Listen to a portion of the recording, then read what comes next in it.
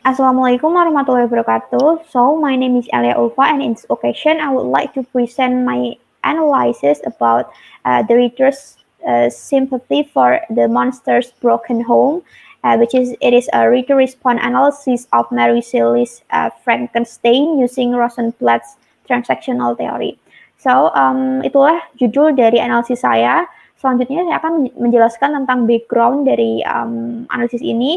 Jadi Frankenstein merupakan salah satu cerita yang ditulis oleh Mary Shelley ketika dia berusia 18 tahun. Nah, ide dari Frankenstein ini lahir ketika Mary Shelley melaksanakan sebuah game bersama teman-temannya, di mana game tersebut mengharuskan mereka untuk mengarang suatu cerita bertema horor atau horor, yang mana hal itu memunculkan ide dari Italian scientist, yang mana Mary Shelley menceritakan tentang penciptaan suatu makhluk yang berasal dari mayat seperti itu. Nah, cerita ini menjadi populer karena banyak diceritakan oleh orang-orang, dan cerita ini merupakan scientific fiction pertama yang ada seperti itu. Nah, selanjutnya yaitu summary of the novel. Jadi novel ini dimulai ketika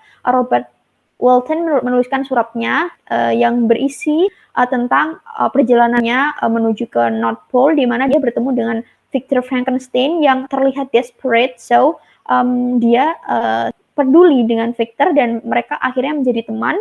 Lalu Victor memberitahunya tentang rahasianya, yang mana ia menciptakan seorang monster yang mana memiliki penampilan atau looks yang sangat mengerikan, sehingga Victor memutuskan untuk meninggalkannya dan tidak peduli kepadanya. Lalu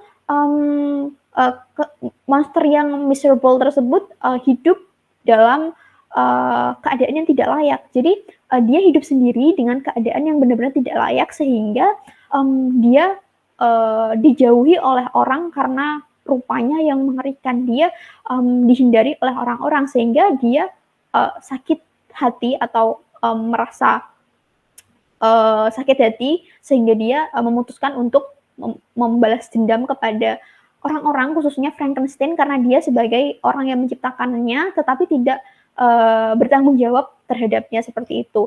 Nah, selama hidupnya monster tersebut tidak pernah merasakan kebahagiaan, karena yang ia terima hanyalah kesengsaraan dari perlakuan setiap orang ketika orang-orang tersebut melihatnya seperti itu. Lalu selanjutnya saya akan menjelaskan tentang teori yang saya gunakan, yaitu reader response theory, yang mana menjelaskan tentang hubungan yang dimiliki antara teks dengan pembaca, yang mana terjadi interaksi yang menghasilkan suatu produk berupa interpretasi dari makna suatu teks. Nah, dalam teori ini ada salah satu konsep yang sangat terkenal yang dipopulerkan oleh Louis Rosenblatt, yang mana disebut transactional theory, di mana di konsep tersebut ada dua konsep lagi, yaitu the text acts on the reader sama the reader acts on the text. Nah, dalam analisis ini saya akan menggunakan the reader acts on the text, di mana nanti saya sebagai pembaca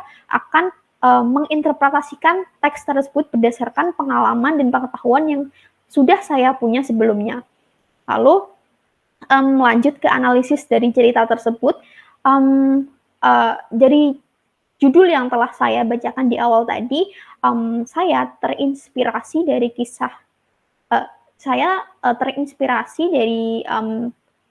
keadaan atau peristiwa yang terjadi di lingkungan sosial, yaitu tentang anak yang tumbuh dalam keadaan broken home, yang mana di sini saya menganggap atau menginterpretasikan Frankenstein sebagai seorang ibu yang melahirkan anaknya, sedangkan anaknya itu si monster itu sendiri yang tumbuh dalam keadaan broken home, di mana setelah melahirkan si Frankenstein ini langsung meninggalkan anaknya karena anaknya mempunyai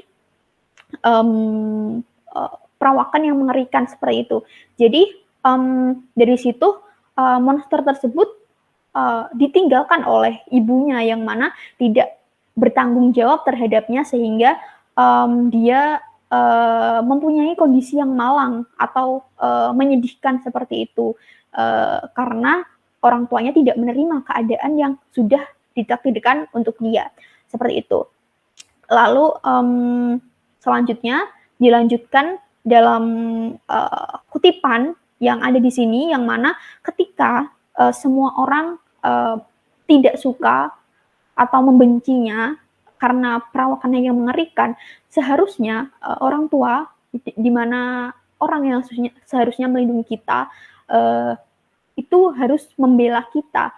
Tapi di sini, di cerita ini tidak terjadi karena Frankenstein sendiri tidak peduli atau doesn't care kepada si monster.